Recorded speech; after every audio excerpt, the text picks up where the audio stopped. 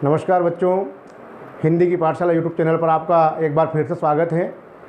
पिछले वीडियो में हमने अलंकार पढ़ा था हिंदी की पाठशाला यूट्यूब चैनल पर, और आज मैं आपके लिए लेकर आया हूँ एक नया वीडियो जो बहुत ही मज़ेदार वीडियो है।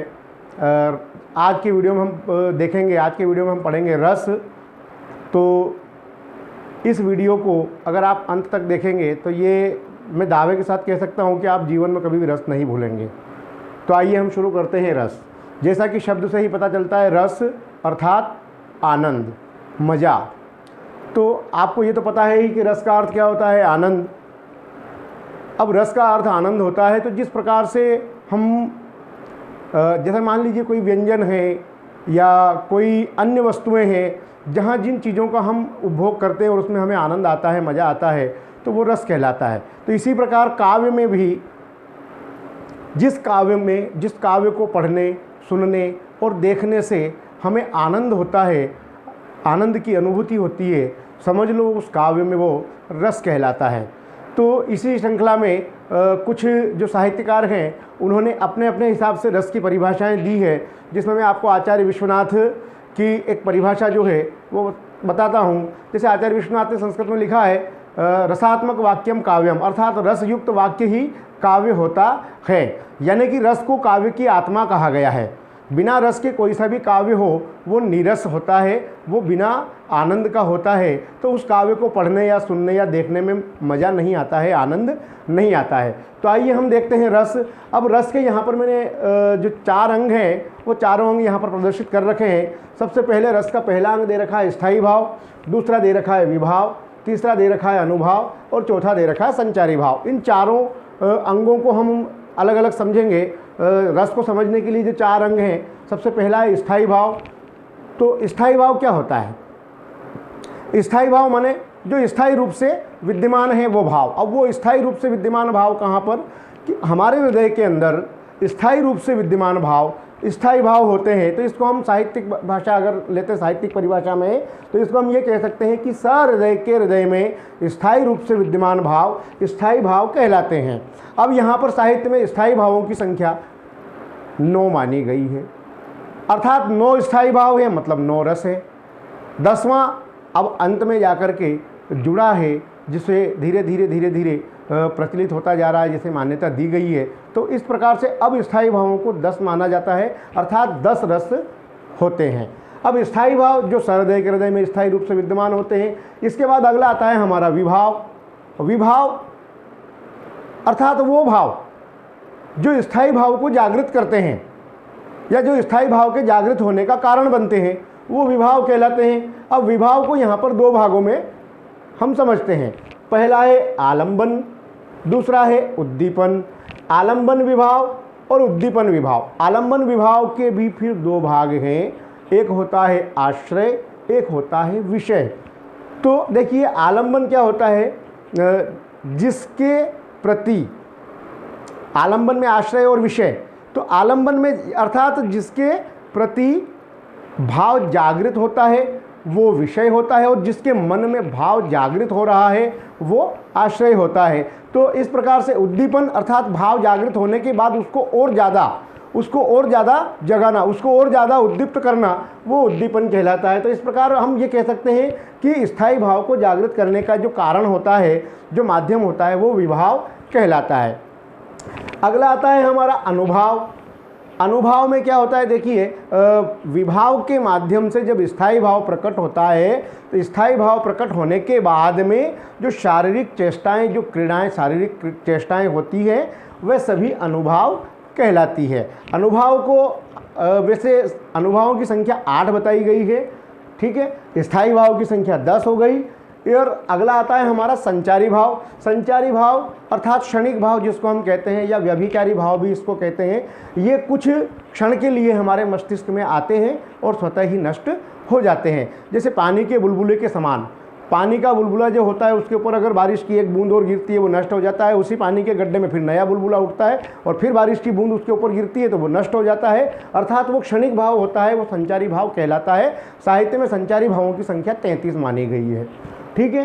तो आइए हम अब देखते हैं आगे कि जो 10 प्रकार के स्थायी भाव हमारे हृदय के अंदर विद्यमान हैं उन 10 प्रकार के स्थायी भाव के माध्यम से जो 10 प्रकार के रस प्रकट होते हैं वो कैसे होते हैं। अर्थात मैं ये कह सकता हूँ कि एक समय में एक ही प्रकार का भाव आपके मन से जागृत होता है, न कि एक समय में एक से अधिक भाव जागृत होते हैं। जैसा माहौल होगा, जैसा वातावरण होगा, जैसा दृश्य होगा, उसी दृश्य को देख कर उस दृश्य के आधार पर आपके मन से, आपके हृदय से भाव जागृत होता है। जैसे मैं आपको बता दूं, यहाँ पर सबसे पहले मैंने लिखा है यहाँ श्रृंगार रस, दूसरा लिखा हास्य रस, तीसरा लिखा करुण रस, चौथा है हमारा रौद्र, वीर, विभत्स, भयानक, अद्भुत, शांत और वात्सल्य।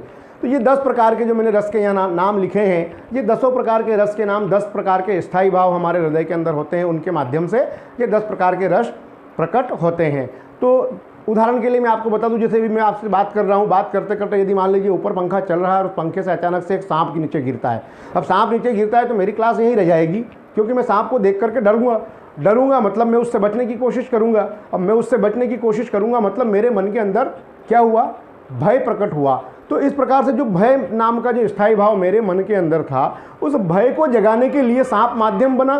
तो स्थायी भाव क्या हुआ मेरा, भय, और विभाव क्या हुआ, सांप। अब सांप ने जब मेरे अंदर के भय नामक भाव को जगाया, तो भय नामक भाव के जगने के बाद जो मैं बचने की जितनी भी चेष्टाएं करता हूँ वो सभी अनुभाव कहलाती है। और उस समय मेरे मन में कई प्रकार के जो विचार प्रकट होते हैं, वो सारे विचार संचारी भाव कहलाते हैं। ठीक है, तो आगे हम भयानक रस पढ़ेंगे, पर पहले हम शुरुआत करते हैं श्रृंगार से। श्रृंगार का स्थायी भाव यहाँ पर दिया है रति। रति का मतलब होता है प्रेम।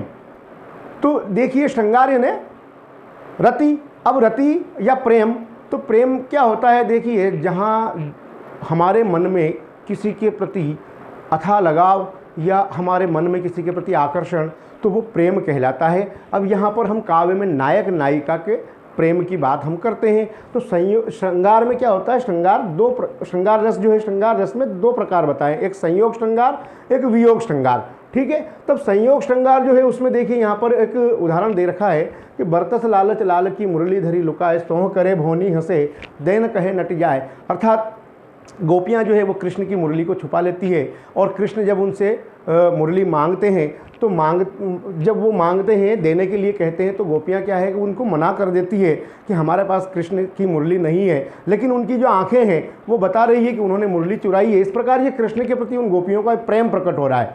प्रेम प्रकट हो रहा है मतलब ये संयोग श्रृंगार है। अगला मैंने ये यहाँ पर दिया है वियोग श्रृंगार। तो वियोग श्रृंगार में देखिए यहाँ पर एक विरह से जो व्यथित वेदना जो सहन कर रही है, जो पीड़ा सह रही है, उसके मन की व्यथा है री सखी मैं तो प्रेम दीवानी, मेरा दर्द न जाने कोई, सूली ऊपर सेज पियारी, किस विध मिलना होय। अर्थात वह विरहिणी कह रही है कि हैरी सखी मैं तो प्रेम की दीवानी हूँ। ठीक है, और मेरा जो दर्द है वो इस संसार में कोई समझने वाला नहीं है। मैं अपने पिया से मिलने की कोशिश तो कर रही हूँ, पर उनसे मिलने के लिए मुझे मृत्यु प्राप्त हो तभी मैं उनसे मिल सकती हूँ। अर्थात सूली ऊपर सेज पिया की। तो यहाँ वियोग, विरह प्रकट हो रहा है। अर्थात जहाँ प्रेम है वहाँ विरह भी होना है। तो प्रेम और विरह दोनों एक साथ यहाँ पर है, तो समझ लीजिए श्रृंगार। ठीक है, अगला है हमारा हास्य रस। हास्य रस है मजाक, परिहास, हाँ मजाक। तो हास्य रस का जो स्थायी भाव है वो हास्य है। ठीक है, अब यहाँ पर एक उदाहरण दे रखा है हास्य रस का। मैं ऐसा महावीर हूँ, पापड़ तोड़ सकता हूँ, अगर गुस्सा आ जाए तो कागज़ को मरोड़ सकता हूँ।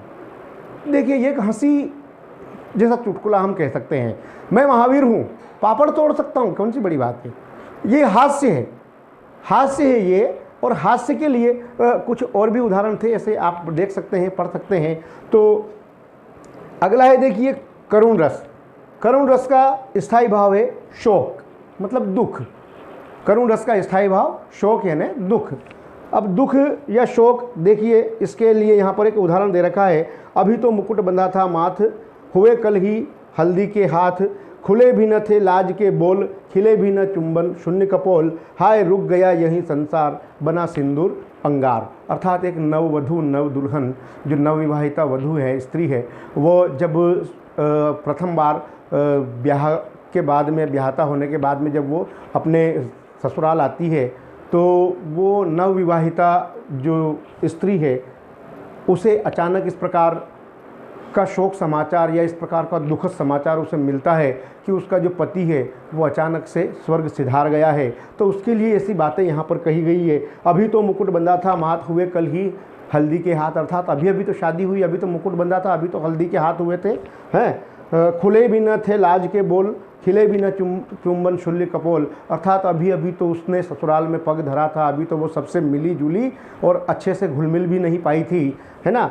हाय रुक गया यही संसार, अर्थात उसका संसार तो यही अचानक से रुक गया। बना सिंदूर अंगार, अर्थात उसकी जो मांग का सिंदूर था वो उसके लिए अंगार बन गया है, मतलब वो विधवा हो चुकी है, उसका पति अचानक मर चुका है। तो इस प्रकार की जो दुखद घटना, दुखद समाचार जो है उसको सुनकर के व्यक्ति जो है वो एकदम स्तब्ध हो जाता है। तो यही हाल यहाँ पर एक उस स्त्री का, नवविवाहिता स्त्री का यहाँ पर बताया है। अगला देखिए रौद्र रस। रौद्र का स्थायी भाव यहाँ पर क्रोध। रौद्र मतलब क्रोध यानी गुस्सा, ठीक है। कोई ऐसी बात जो हमारे सामने आती है और उस बात को सुनकर के हमारे अंदर एकदम से गुस्सा आ जाता है, रौद्र यानी कि क्रोध आ जाता है, तो उसे हम रौद्र रस कहते हैं, जब क्रोध नामक भाव का बाहर आना होता है। देखिए यहाँ पर एक उदाहरण दे रखा है, श्री कृष्ण के सुन वचन अर्जुन क्रोध से जलने लगे, सब शील अपना भूल कर करतल युगल मलने लगे। जगह की कमी के कारण मैंने कुछ लाइनें और जो थी वो लिखी नहीं है। तो सब शील अपना भूल कर करतल युगल मलने लगे, संसार देखे अब हमारे शत्रु रण में मृत पड़े, करते हुए यह घोषणा वे हो गए उठकर खड़े। अर्थात यहाँ पर श्री कृष्ण जो है वो अर्जुन को इस प्रकार की बातें सुनाते हैं। तो कुरुक्षेत्र के अंदर तो जब अर्जुन हथियार डाल करके हताश हो जाते हैं, निराश हो जाते हैं, तो कृष्ण उन्हें ऐसी ऐसी बातें बताते हैं, पुराने घाव उनके कुरेदते हैं, पांडवों के साथ जो कौरवों के द्वारा किए गए अत्याचार है वो कृष्ण उनको याद दिलाते हैं। तो ये सारी बातें जो है उन सारी बातों को सुनने के बाद में सब शील अपना भूल कर, अर्थात अपनी शीलता, अपनी शालीनता जो भी थी उन सभी को वो भूल जाता है अर्जुन, और अचानक से एकदम क्रोध में वो आग बबूला हो जाता है। और देखिए यहाँ पर लिखा सब शील अपना भूल कर करतल युगल मलने लगे, अर्थात इन दोनों हाथों को इस प्रकार मलते हुए क्रोध में, आवेश में एकदम से वो उठकर खड़ा होता है और ये घोषणा करता है वो कि संसार देखे अब हमारे शत्रु रण में मृत पड़े, करते हुए यह घोषणा वे हो गए उठकर खड़े। अर्थात उसे इतना गुस्सा आया कि वो सब भूल गया और सब भूल करके वो युद्ध के लिए तैयार हो गया। तो ये होता है रौद्र रस। अगला है वीर रस। वीर का स्थायी भाव है उत्साह। उत्साह यानी जोश, मन के अंदर जोश प्रकट होना, उत्साह आना, तो ये वीर रस कहलाता है, ठीक है। जब उत्साह नामक भाव हमारे अंदर से जागृत होता है तो ऐसी स्थिति में वीर रस कहलाता है। तो देखिए कुछ पंक्तियाँ मैंने यहाँ पर लिखी है वीर रस की, जगह की कमी के कारण मैंने थोड़ी सी लिखी है। चमक उठी सन 57 में वह तलवार पुरानी थी, बुंदेले हर बोलों के मुँह हमने सुनी कहानी थी, खूब लड़ी मर्दानी वह तो झांसी वाली रानी थी। तो इस प्रकार से वीर रस की जो कविताएं हैं, उत्साह भर देने वाली जो कविताएं हैं, उनको हम यदि सुनते हैं तो सुन करके ही हमारे अंदर रोम रोम जो है हमारा वो एक प्रकार से खड़ा हो जाता है, अर्थात हमारे अंदर उत्साह का संचार होने लगता है। तो ऐसे शब्द जब सुनते हैं, ऐसी दृश्य जब हम देखते हैं, तो उनको देख करके जब हमारे अंदर उत्साह का संचार होता है, समझ लीजिए वो वीर रस प्रकट हो रहा है। अगला है विभत्स रस। विभत्स मतलब जुगुप्सा। जुगुप्सा को हम एक प्रकार से कह सकते हैं घृणा। अब देखिए कोई ऐसी वस्तुएं, ऐसे वातावरण, ऐसे दृश्य को जब हम देखते हैं जिसको हम बिल्कुल पसंद नहीं करते हैं, तो ऐसे दृश्य या ऐसे वातावरण को देख करके स्वतः ही हमारे मन से छी, इस प्रकार की भाव हमारे मन से निकलते हैं। तो वो जुगुप्सा नामक जो भाव होता है वही हमारा विभत्स रस होता है। अब यहाँ पर देखिए कुछ लिखा है, कुछ पंक्तियाँ हैं। कहीं कहूँ धूम उठत बरती कहीं चिता, कहूँ होत रोर कहूँ अर्थी धरी अहे। अर्थात जो महाभयानक युद्ध के बाद जो उस युद्ध स्थल का जो दृश्य होता है, वहाँ पर कहीं तो अर्थियाँ पड़ी है, कहीं अधमरे जो मुर्दे पड़े हैं उनको कोई चील खींच रहा है, कोई कौवे खींच रहे हैं, कोई गिद्ध खींच रहे हैं, है ना। तो इस प्रकार के जो दृश्य हैं, उन दृश्यों को देख करके स्वतः ही हमारा जो मन है वो उस जगह को छोड़ने की चेष्टा करता है। मतलब हमको वो दृश्य, वो जगह, वो स्थान वो अच्छा नहीं दिखाई देता है। तो ऐसी स्थिति में मन के अंदर से घृणा, जुगुप्सा प्रकट हो रही है। उसी जुगुप्सा के चलते हुए विभत्स रस बनता है। अगला है भयानक। जैसे कि भयानक का मैंने आपको अभी बताया ही था। भय नाम का स्थायी भाव, मन से जागृत होना, वहाँ भयानक रस होता है, बराबर। उदाहरण दे रखा है यहाँ पर, हाहाकार हुआ क्रंदनमय कठिन वज्र होते थे चूर। हाहाकार हुआ क्रंदनमय कठिन वज्र होते थे चूर। पंक्ति हमारी अधूरी है, तो इस पंक्ति के लिए मैं आगे और बताता हूँ आपको। हुए दिगंत बधिर भीषण रव बार बार होता था क्रूर। अर्थात ये भी दृश्य वही है, भयानक दृश्य, भयानक दृश्य जहाँ भय नाम पैदा होता है। तो ये देखिए, एक प्रकार से हम ये कह सकते हैं कि जिस युद्ध क्षेत्र की हम बात कर रहे हैं वहाँ चारों ओर हाहाकार हो रहा है और क्रंदनमय कठिन वज्र होते थे चूर, अर्थात वहाँ चारों ओर रुदन हो रहा है और जो बड़े बड़े जो वज्र हैं वो वज्र भी उन रुदन के सामने चूर होते दिखाई दे रहे हैं। हुए दिगंत बधिर भीषण रव बार बार, अर्थात इस प्रकार का जो भीषण रव या रुदन जो हो रहा है उसको देख करके बड़े बड़े जो दिगंत हैं, जो बड़े बड़े योद्धा हैं, वो भी बधिर हो गए हैं, वो भी एक प्रकार से ये कह सकते हैं कि वो भी नतमस्तक से हो गए हैं। तो देखिए, भयानक रस जहाँ भय नामक स्थायी भाव का जागृत होना। अगला है अद्भुत रस। अद्भुत का यहाँ होता है विस्मय या आश्चर्य, हम जिसको कह सकते हैं। तो देखिए, अद्भुत रस में क्या होता है, विस्मय, आश्चर्य। एक पंक्ति लिखी यहाँ पर, बिनु पद चले सुने बिनु काना, कर बिनु कर्म करे विधि नाना, है आनंद रहित सकल रस भोगी, बिनु वाणी वक्ता बड़ जोगी। अर्थात ऐसी बात बताई जा रही है जिसको सुनकर के आश्चर्य होता है। बिनु पद चले, बिना पाँव के भला कोई चल सकता है, पर यहाँ लिखा है, कहा है, बिनु पद चले सुने बिनु काना, अर्थात बिना कानों के सुनना, कर बिनु कर्म करे विधि नाना, अर्थात बिना हाथों के कर्म करना, आनंद रहित सकल रस भोगी, बिना मुख के सारे रस का भोग करना, बिनु वाणी वक्ता बड़ जोगी, बिना वाणी के भी बहुत बड़ा वक्ता बन जाना। तो ये आश्चर्य, विस्मय, ऐसा कैसे हो सकता है? लेकिन ऐसा होता है, और ऐसा होता है, उस चीज़ को हम देखते हैं और जिसकी हम कभी कल्पना नहीं कर सकते हैं उसको अगर हम देखते हैं तो निश्चित ही आश्चर्य होता है। और जो आश्चर्य होता है वही विस्मय, विस्मय अर्थात अद्भुत रस है। भाई, भगवान का कोई चमत्कार अचानक होता है और उस चमत्कार को देख करके लोग बड़े ताज्जुब करते हैं, आश्चर्य करते हैं, अर्थात विस्मय हो रहा है। अगला है हमारा शांत रस। शांत मतलब निर्वैर, जहाँ वैराग्य उत्पन्न हो जाता, संसार से बिल्कुल विरक्ति हो जाती है, तमाम चीज़ों से मोह खत्म हो जाता है, वो निर्वेद भाव होता है। और ऐसे भाव के बाद फिर वो व्यक्ति क्या करता है, संसार से विरक्ति होने के बाद सन्यासी बनने की ओर अग्रसर होता है। तो देखिए, यहाँ पर शांत मतलब निर्वेद। निर्वेद के लिए यहाँ पर दिया है कबीरदास जी का एक दोहा है, चलती चाकी देख कर दिया कबीरा रोए, दुई पाटन के बीच में साबुत बचा न कोय। तो इस प्रकार का कुछ जो यहाँ पर भाव है निर्वेद का, वो कबीरदास जी इस दोहे के माध्यम से प्रकट कर रहे हैं। इसके बाद देखिए, 10वां जो हमारा अंतिम रस है वो है वात्सल्य रस। वात्सल्य रस अर्थात वत्सल, वत्सल यानी स्नेह, जिसको हम कह सकते हैं, प्रेम नहीं कहेंगे, स्नेह, जो एक माँ का अपने पुत्र के प्रति होता है, एक पिता का अपने पुत्र के प्रति जो स्नेह होता है, जो बच्चों के प्रति वत्सल भाव जो प्रकट होता है, उसी को हम यहाँ पर वत्सल भाव को वात्सल्य रस के अंदर लेते हैं। तो ये 10वां रस है जो लास्ट में जोड़ा गया है। सूरदास महाकवि हुए हैं, उनके ऐसे अनेक पद जो उन्होंने कृष्ण भक्ति की करते हुए लिखे हैं, तो उन पदों को पढ़ते, उन पदों को समझ करके ऐसा लगा कि एक वत्सल नाम का जो नया भाव है वो भी मानव शरीर से प्रकट होता है, हृदय से प्रकट होता है, तो उसको भी रस की श्रेणी में ले लिया है। यहाँ पर सूरदास का एक जो वत्सल नामक जो वात्सल नामक जो रस है सूरदास के द्वारा जो बाद में प्रकट हुआ है, तो उसमें एक उदाहरण दे रखा है, धूरी भरे अति शोभित श्यामजू, तेसी बनी सिर सुंदर चोटी। अर्थात यहाँ कृष्ण के बाल स्वरूप का, बाल सौंदर्य का यहाँ पर वर्णन किया जा रहा है। धूरी भरे अति शोभित श्यामजू, तेसी बनी सिर सुंदर चोटी। खेलत खात फिरे अंगना, पग पेंजनी बाजत पीरी कछोटी। वाछवि को रस खाने विलोकत, वारत काम कला निधि कोटी। काग के भाग बड़े सजनी, हरि हाथ सु ले गयो माखन रोटी। ये पद आपने पढ़ा होगा। तो यहाँ पर उस बालक का सौंदर्य बताया जा रहा है। धूरी भरे अति शोभित श्यामजू, अर्थात उसके जो शरीर है उसका वो पूरा धूल से भरा हुआ है और वो बहुत शोभित हो रहा है। श्यामजू यानी कृष्ण है, ठीक है।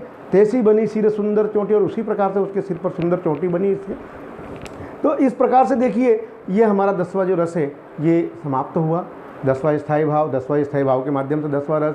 तो देखिए, अब मैं आपको बता देता हूँ कि यदि अभी तक आपने मेरे इस चैनल को सब्सक्राइब नहीं किया है तो आप शीघ्र ही मेरे इस चैनल को सब्सक्राइब करें, बेल आइकन को दबाएं, ताकि इस प्रकार के नए नए वीडियो जो भी मैं आपको दूंगा वो आपके नोटिफिकेशन में आ जाएंगे।